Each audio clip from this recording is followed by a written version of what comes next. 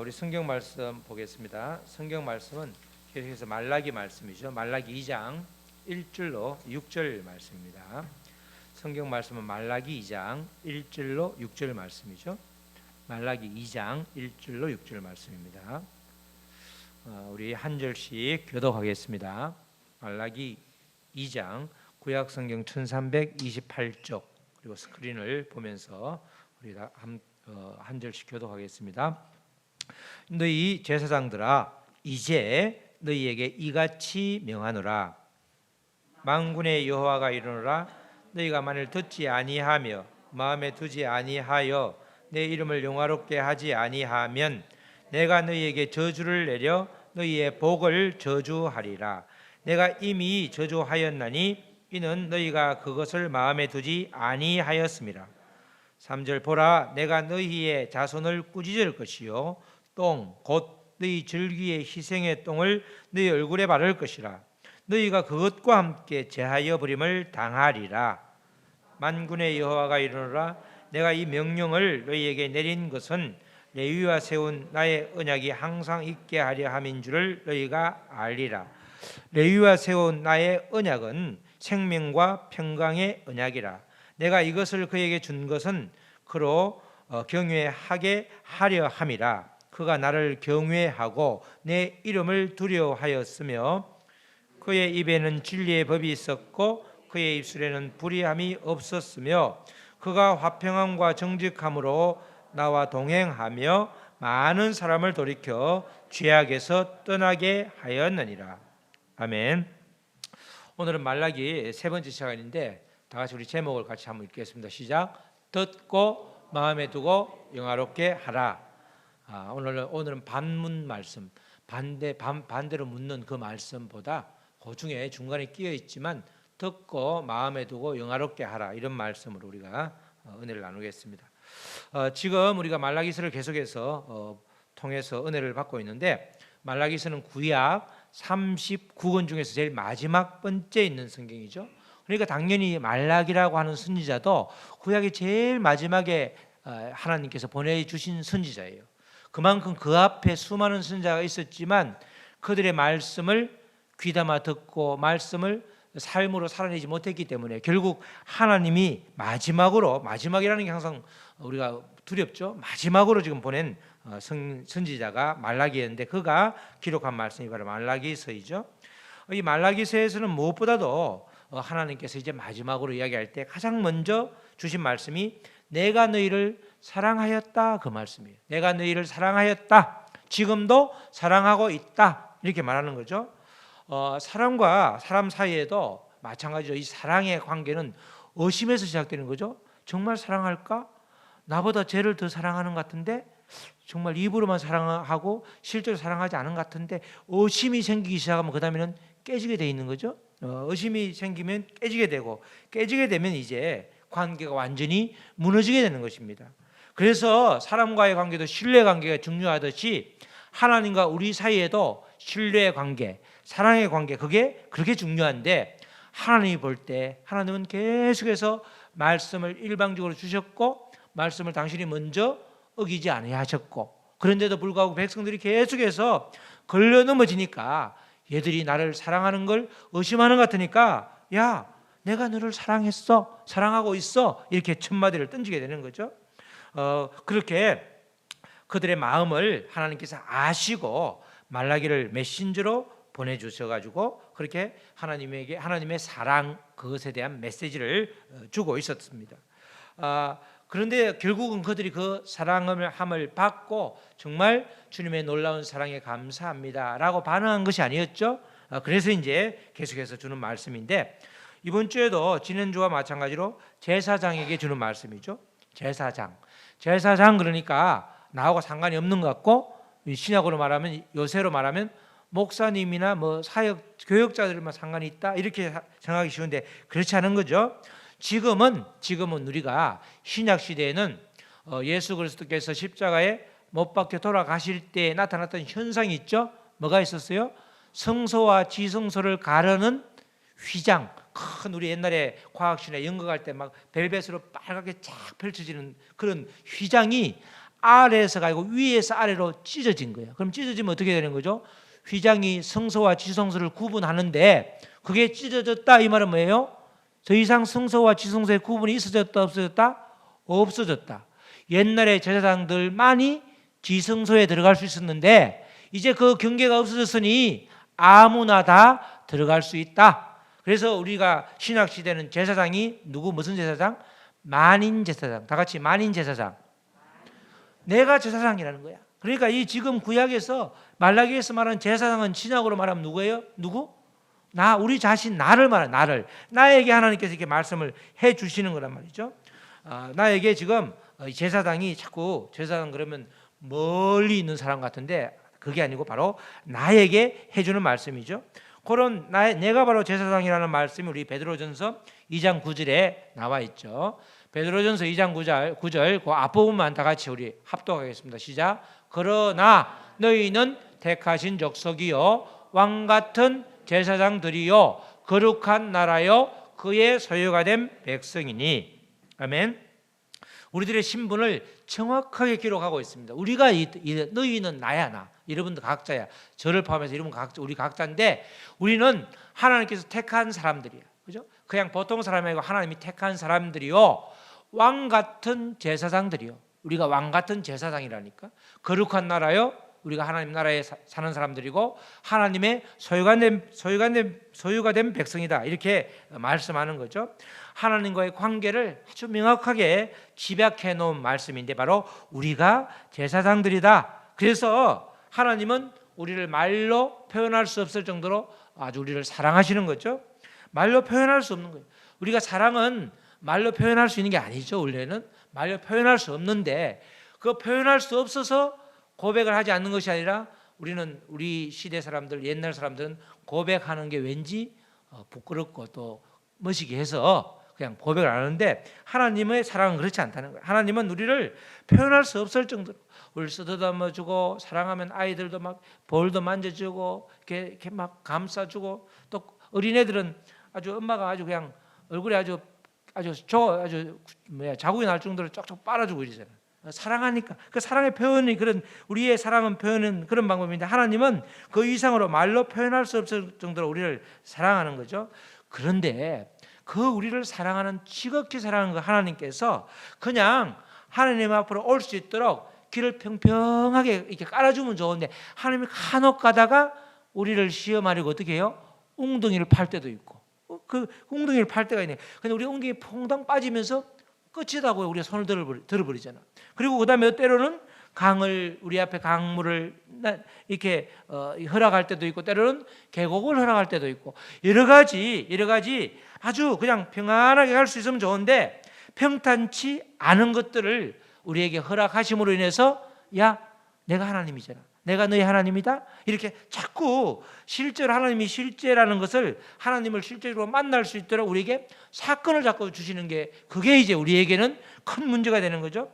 이런 사건이 일어날 때는 왜 이런 사건이 나에게 일어났는가? 왜 이런 사건을 나에게, 우리 가정에, 우리 교회에, 우리나라에 허락하셨는가? 그걸 보면서 뒤로 다시 역으로 하나님과 나와의 관계를 이렇게 점검하면 되는데 그냥 눈앞에 펼쳐진 사건, 어렵고 힘들고 고통스러운 이 사건에 완전히 그냥 빠져서 매몰이 돼버리면 하나님은 나를 사랑하지 않는다. 딱 결론을 내리고 떠나버리죠.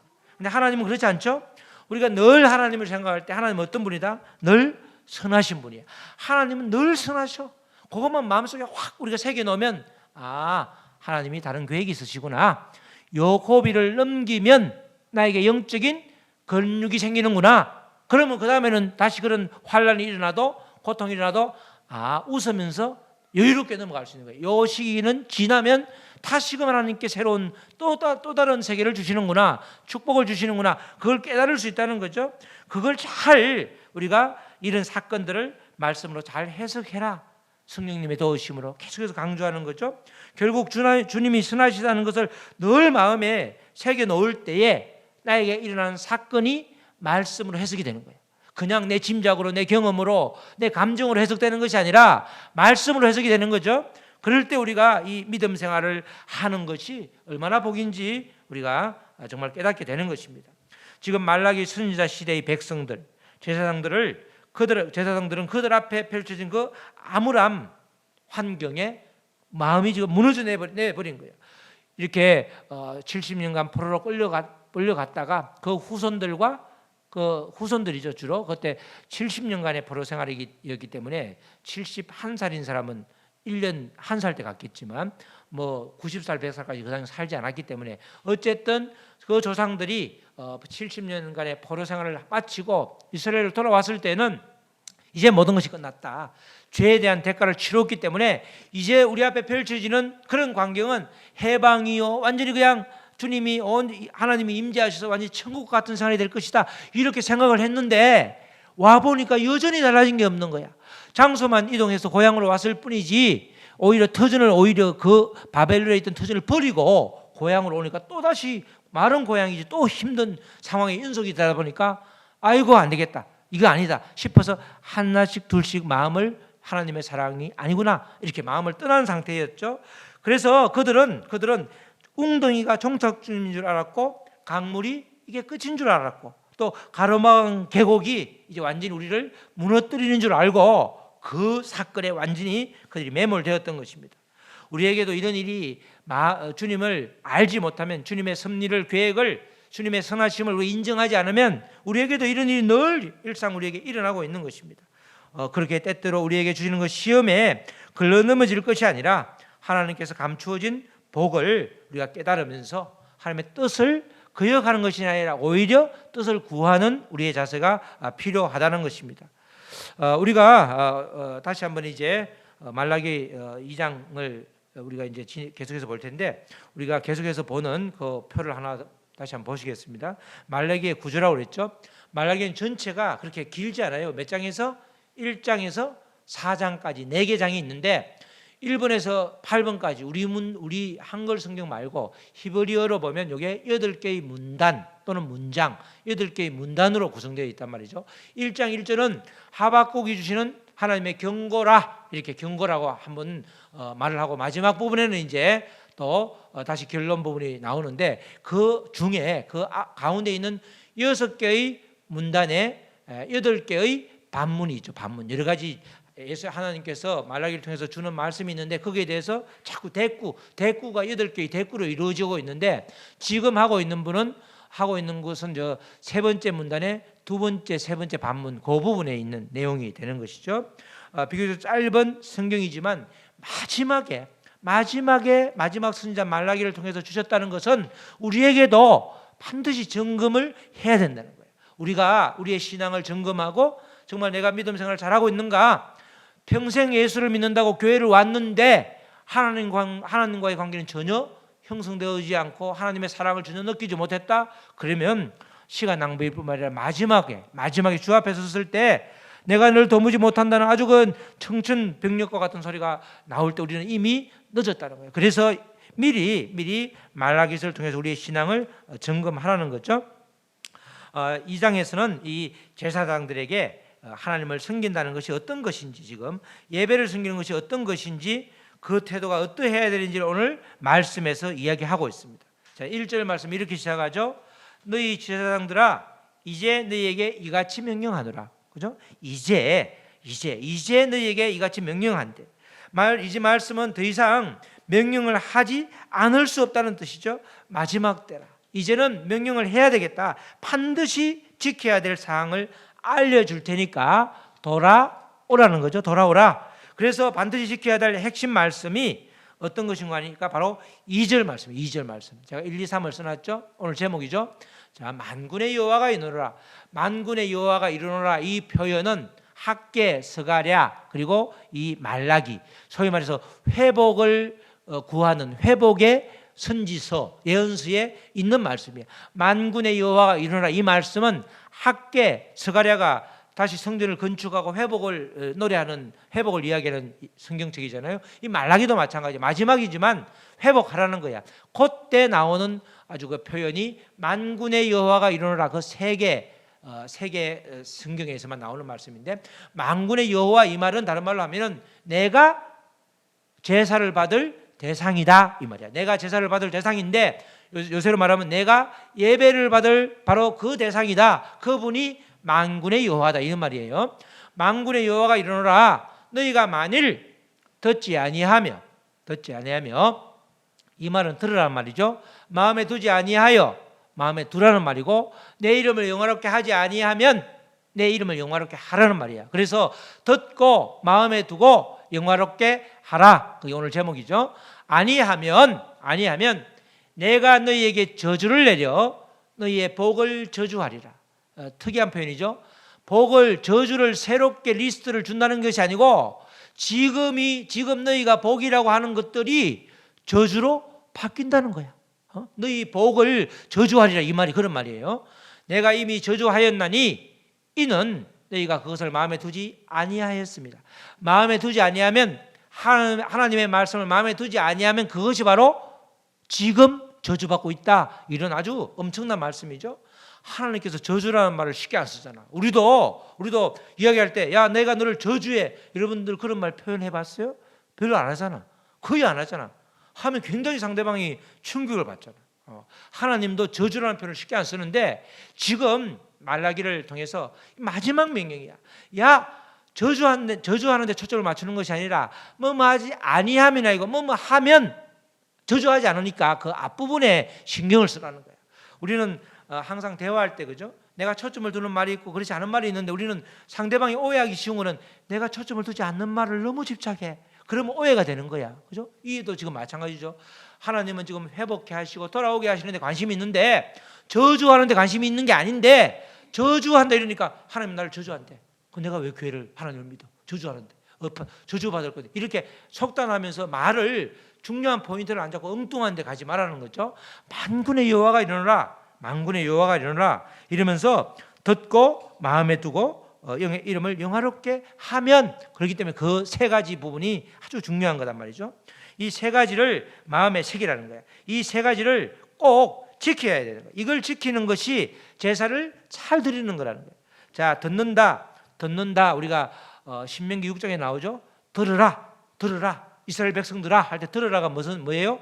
쉐마 교육이 들으라. 이스라엘은 항상 동사가 먼저 나와. 그래서 쉐마 교육이라고 하죠. 이도 쉐마의 원형이 샤마인데 이때 듣다는 귀로 듣는 것만이 아니라 귀로 듣고 그 말씀에 반응하는 것까지 포함해서 들으라는 거야.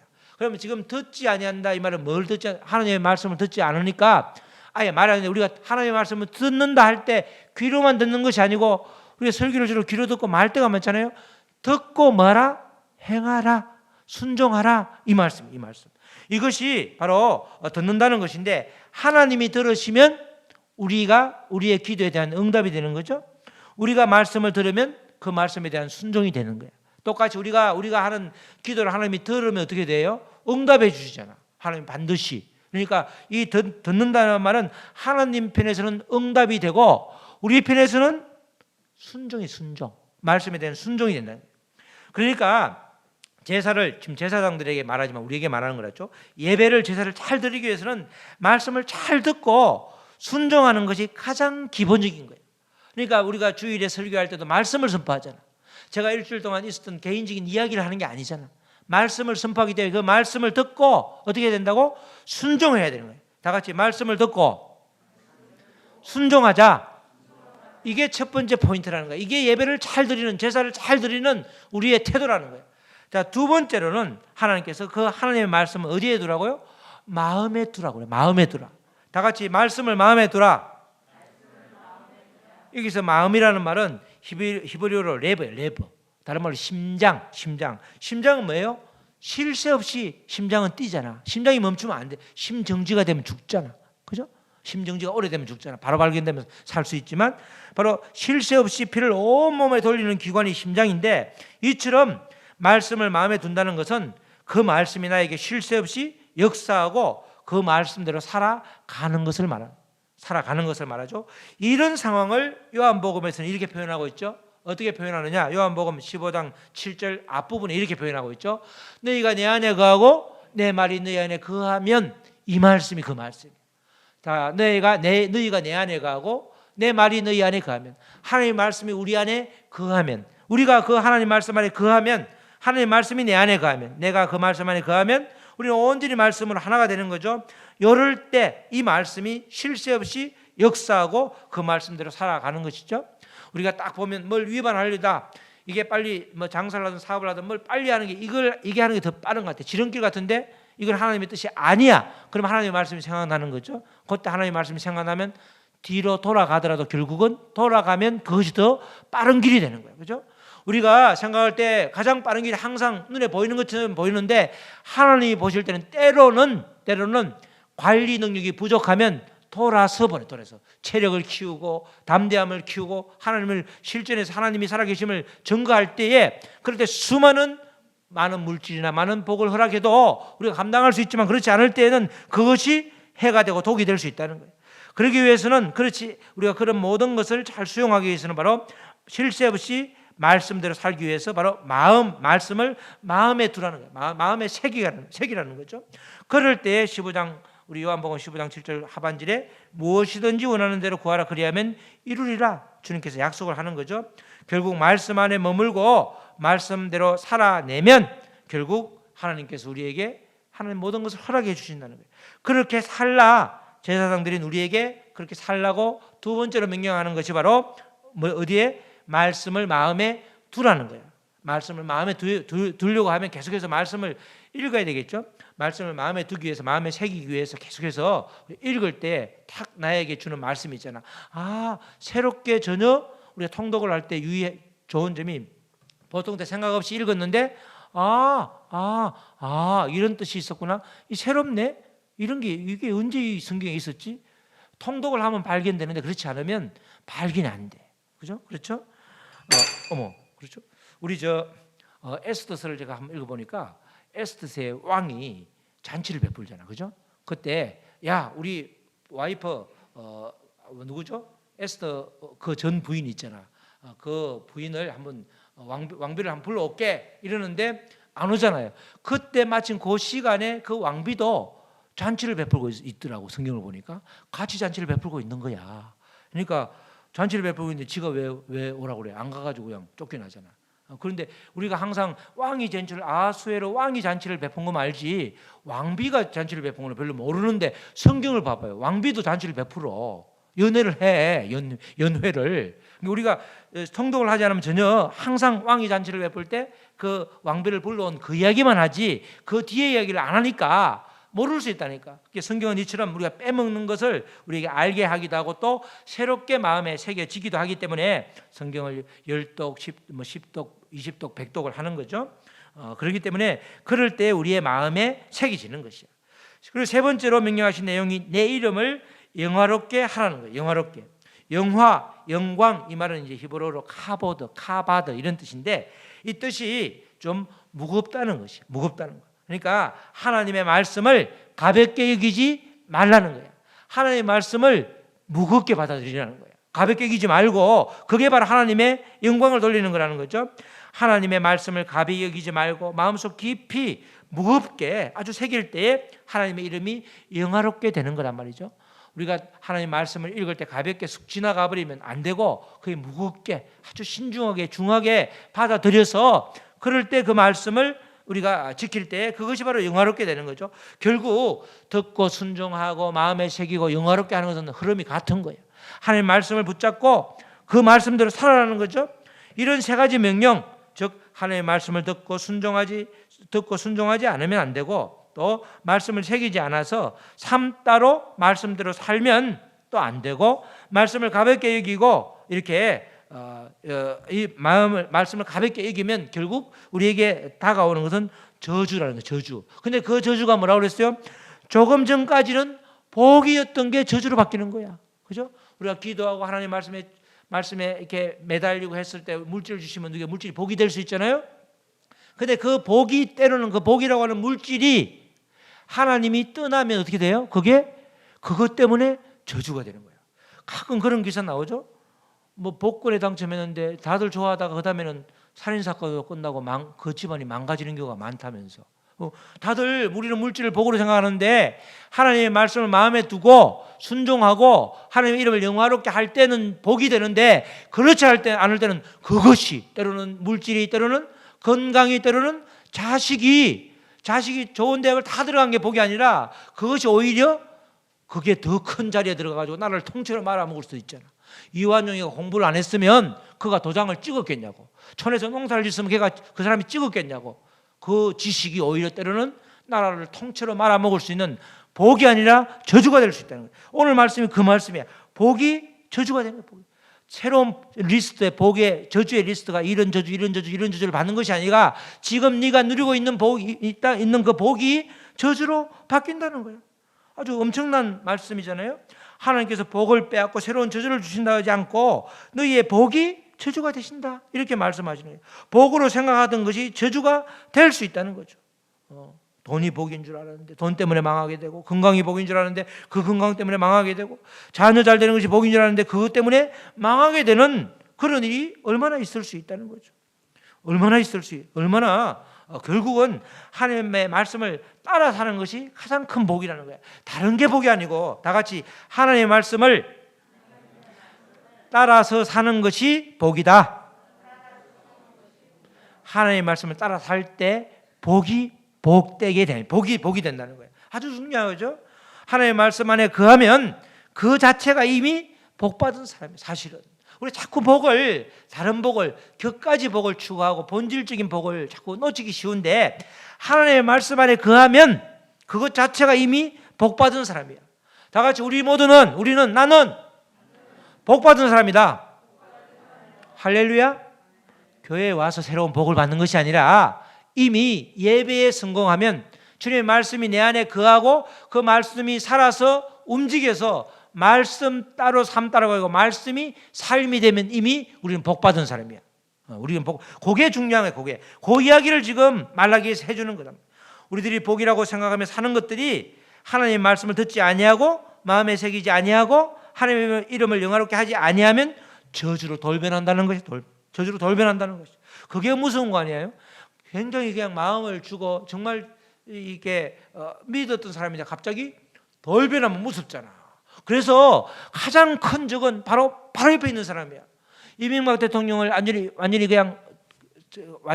마지막에 그냥 꼬린을 시킨 사람은 누구냐? 가장 몇십 년 동안 같이 옆에서 지근거려서 하던 김백준이가 뭐 하는 사람, 하여튼 가장 측근에 있는 사람이라. 그 사람이 모든 걸 알고 있거든. 그 사람이 적으로 돌변하면 가장 무서운 것이야. 그죠? 그런 거야. 복인 줄 아는데 끝까지 복이 아니라 하나님 앞에 있지 않으면 그것이 저주로 돌변한다는 거예요. 그게 오늘 말씀이잖아요. 새로운 저주면 우리가 알아차리는데 그게 아니고 우리가 복이라고 생각하는 것들이 저주가 된다는 것입니다. 제사장들이 제사 같지도 않은 제사를 드린다는 것 자체가 얼마나 위험한지를 잘 알려주고 있는 거죠. 단순한 위험이 아니라 저주에 이른다는 것이죠. 바로 그래서 이 말은 다른 말로 하면 우리 예배자들이 얼마나 예배를 통해서 하나님의 말씀을 깊이 깨닫고 순종하며 그 말씀 안에 거하는지, 그 말씀대로 살아가는지 그것을 잘 점검할 필요가 날마다 있다는 것입니다. 예배가 복이 되도록 해준다는 이 약속의 말씀이죠. 예배가 그냥 예배가 아니라 이 예배를 통해서 정말 복이 저주로 돌변하는 것이 아니라 그대로 계속해서 복으로 우리가 누릴 수 있도록 해준다는 약속의 말씀이 바로 오늘 말씀인 것입니다. 아무리 복을 많이 받았다 하더라도 그 복이 저주가 되지 않아야 되는 거지. 복이 저주로 바뀌면 아무리 많은 복이 오히려 그게 더 큰 아주 우리에게는 위험이 된다는 것입니다. 마음속에 날마다 말씀을 품고 살아야 되는 것이죠. 하나님의 말씀은 지금 이루어지는 사건이기 때문에 약속의 말씀이지만 하나님의 말씀은 지금 여기에서 이미 이루어지고 있는 그런 사건이기 때문에 적극적으로 말씀에 순종하는 것이 복이 되는 거죠. 우리가 늘 보면 일상생활을 잘하는 사람, 회사생활을 잘하는 사람, 또 공부를 좀 잘하는 사람은 내일이라는 말을 발 안 해도 지금 바로 해야 돼. 지금 마음을 주실 때 바로 적극적으로 순종해야지. 내일 하자 그러면 또 내일하고 하다 보면 그냥 시험 때가 다가오고 졸업이 다가오고 이러잖아요. 직장도 마찬가지고 꼭 상사가 시키면 바로 그 자리에 서가지고 여기 있습니다 이러면 이렇게 고치세요. 예, 바로 탁탁 이렇게 귀찮을 정도로 바로 스팟으로 바로 해야지. 물론 시간이 걸리는 것은 시간이 걸리는 거지만 그렇지 않은 것들은 적극적으로 해야 될 때 바로 우리 하나님도 마찬가지로 적극적인 순종을 하나님 기뻐하시는 거죠. 우리가 3절에서는 이제 우리가 복이 저주가 된다고 하였는데 이 저주의 구체적인 모습을 또 알려주고 있습니다. 하나님은 그냥 대충 말로 하시는 것이 아니라 구체적인 모습으로 보라 내가 너희의 자손을 꾸짖을 것이요. 이때 지금 누구의 자손이에요? 이때는 제사장은 누구예요? 그 당시에 레위인이잖아요. 레위인의 자손을 꾸짖을 것이다. 그럼 그들의 예배를 받지 않는 것이니까 제사장들을 대를 끊게 만들겠다 이런 뜻이에요. 보라 내가 너희의 자손을 꾸짖을 것이요. 똥 곧 너희의 절기의 희생의 똥을 너희 얼굴에 바를 것이며 이때만 절기 6월절이라든가 이럴 때 얼마나 그 소하고 양을 잡아 양을 잡으면 배설물이 엄청 나오잖아. 그 배설물을 네 얼굴에 탁 갖다 바른다는 거야. 아주 화장품 발라도 독한 거 바르면 화삭화삭 하는데 똥을 발라봐. 그 뭐 너희가 그것과 함께 너희들 그것과 함께 제하여 버림을 당하리라. 그러니까 저주 너희의 예배를 받지 않으시겠다 그 말이죠. 그 말 그런 말을 해주는 거예요. 이 3절에 너희 자손은 바로 레위 자손을 의미하고 레위 자손이 제사장 가문이기 때문에 그들이 제사를 드리지 못하게 하시겠다는 거예요. 레위 자손들이 제사를 못 드리면 뭘 해? 그죠? 느헤미야 시대 때 이미 제사를 잘 못 드려 가지고 제사장들이 레위 가문들이 뿔뿔이 흩어졌잖아요. 사실은 레위인들은 뭐예요? 지파지만 땅을 기업으로 받지 않았잖아. 사실 전부 다 12지파에 다 흩어져 살아가지고 그 지파에서 제사장의 하나님의 역할을 대신했는데 제사를 드리지 않으면 그들의 역할이 없어지는 거야. 그렇게 너희 역할을 없애야겠다는 거야. 저주가 되는 거죠. 저주는 돈을 빼앗고 건강을 빼앗는 것이 아니라 바로 예배를 못 드리게 하는 게 저주라는 거예요. 그러므로 지금 예배를 드리고 있는 것 이것이 주님은 복이라고 말씀하시는 거예요. 엉뚱한 곳에 가서 엉뚱한 것을 복으로 찾지 마시기 바랍니다. 하나님께서 얼마나 당시 예배자들의 중심을 아셨는지 절기 때 나오는 엄청나게 나오는 그 소와 양들의 똥을 얼굴에 바르겠다는 거예요. 이 말은 너희들이 올리는 제사 예배를 받지 않겠다 이런 아주 단언을 해주는 거죠. 제사를 드리지 못하게 하는 것이 바로 저주요 버림받는 것이다. 그 말씀을 이 말씀으로 뒷받침해주고 있는 것입니다. 하나님께서 이런 과격한 표현까지 동원하시는 것은 제사장들에게 정신을 똑바로 차리라는 거예요. 마음의 중심을 온전히 주님께 드리고 제사를 집전하라는 거예요. 제물을 드리는데 제물이 산제물이 돼야 되지 그냥 죽은 제물을 살아있는 제물 그걸 온전한 흠없는 제물을 드려야 되는데 그렇지 않은 제물을 받지 않겠다는 거예요. 그래서 그 이후에 이제 그렇게 말씀을 한 다음에 하나님께서 이 말라기와 회복의 말씀을 4절 이하에서 주시죠. 바로 회복을 허락할 테니 예배를 제대로 드리라 그 말이야. 4절 이하의 말씀은 똥을 바르겠다 3절에서 그게 포커스가 아니고 예배를 잘 드리라 그 말이죠. 그래서 이제 4절에서 6절 말씀은 그렇게 레위와 언약을 세웠는데 만군의 여호와께서 말씀하시기를 생명과 평강의 언약인데 바로 예배를 잘 드리면 그 제사를 통해서 생명과 평강을 선물로 주신다는 거예요. 예배도 마찬가지죠. 이때 생명과 평강을 선물로 주신다고 그랬는데 이때 생명 앞에 원래 히브리어 정관사 하락에 하가 붙어서 하. 그 생명이라는 특정한 거죠. 특정 예배를 통해서 하나님이 주시는 영원한 생명 그것을 주시겠다는 거예요. 하나님께서 주시는 영원한 생명 그게 그 생명 그라는 것은 하나님이 주시는 특정한 생명. 그러니까 우리가 예배를 통해서 그죠? 하나님으로부터 주시는 그 생명과 평강을 예배를 통해서 공급받는 거예요.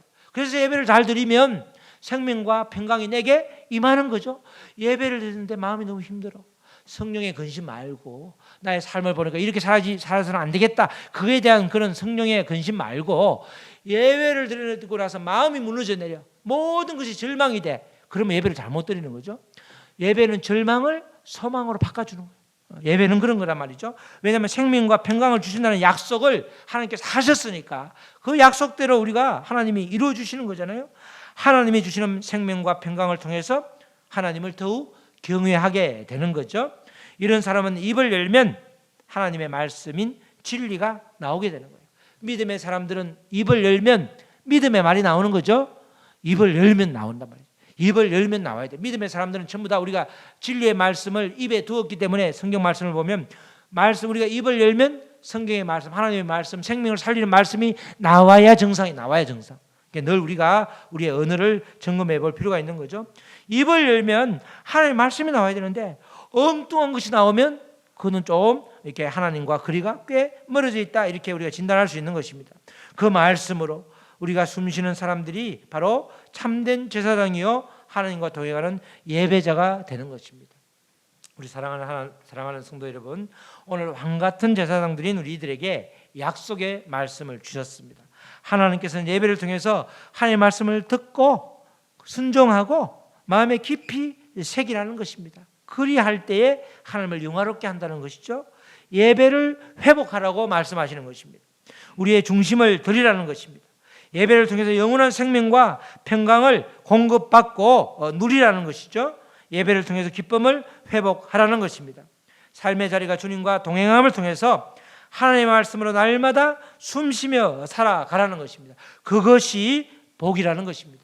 정말 우리 모두 주님을 예배함으로 진정한 복을 다 받고 누리는 저와 여러분 되시기를 주님의 이름으로 축복합니다. 아멘. 우리 말씀을 우리 붙들고 다 같이 우리 기도하시겠습니다. 하나님, 이 말라기 말씀, 이 특별히 2절 말씀, 만군의 여호와가 이르노라 너희가 만일 듣지 아니하면 하며 마음에 두지 아니하여 내 이름을 영화롭게 하지 않으면 내가 너희에게 저주를 내려 너희의 복을 저주하리라.